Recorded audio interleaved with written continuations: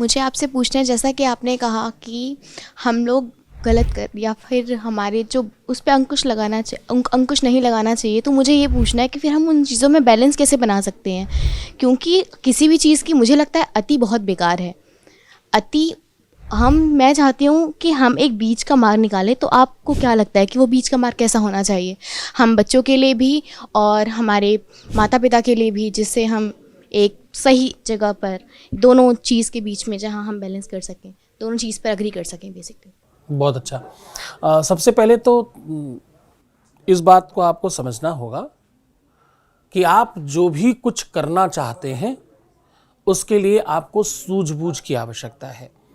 आप जब आपने जन्म लिया था तो आपको मम्मी पापा कहना भी नहीं आता था, आप किसी भी वस्तु का नाम भी नहीं लेना जानते थे, इवन आप कुछ नहीं जानते थे। शनय शनय धीरे धीरे आपको लर्न कराया गया।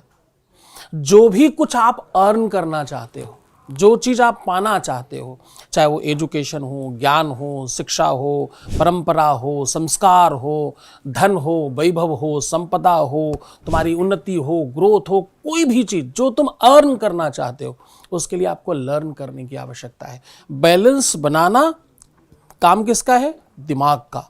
किसका काम है? बैलेंस कहाँ से बनाते हो आप आंखें बंद करो, मैंने एक हाथ में आपके ठंडा कुछ रखा और एक हाथ में आपके गर्म कुछ रखा, आपको पता कैसे चलता है? दिमाग से। जिसका दिमाग शून्य कर दिया जाए पता चलेगा? नहीं पता चलेगा। आप जब सो जाते हो, अर्ध बेहोश अवस्था में होते हो, आपको कोई भी छू छा के निकल जाए, एक आध मच्छर आपको छू गया, छिपकली आपके पैर से निकल गई। समटाइम में एक व्यक्ति मेरे पास कभी कोई आए, बोले गुरुदेव कल रात मेरे ऊपर से सांप निकल गया। आपको कैसे पता चला? बोले किसी और ने बताया। तो तुम उठे क्यों नहीं? बोले मैं तो सो रहा था ना, मुझे मालूम ही नहीं पड़ा। तुम्हें कुछ भी मालूम कैसे पड़ता है और तुम बैलेंस कैसे करते हो? तुम अपने दिमाग से बैलेंस करते हो, और दिमाग को नीड है लर्निंग की। कुछ भी बैलेंस करना है आपको पढ़ना पड़ेगा, आपको सीखना पड़ेगा। तो बड़ों का काम है सिखाना। सिखाइए, बताइए। बच्चों ने जो सीखा है, कोई कहता मेरे बच्चे बहुत बेकार हैं, तो मुझे एक बुंदेलखंड का कि वो गारी याद आती है।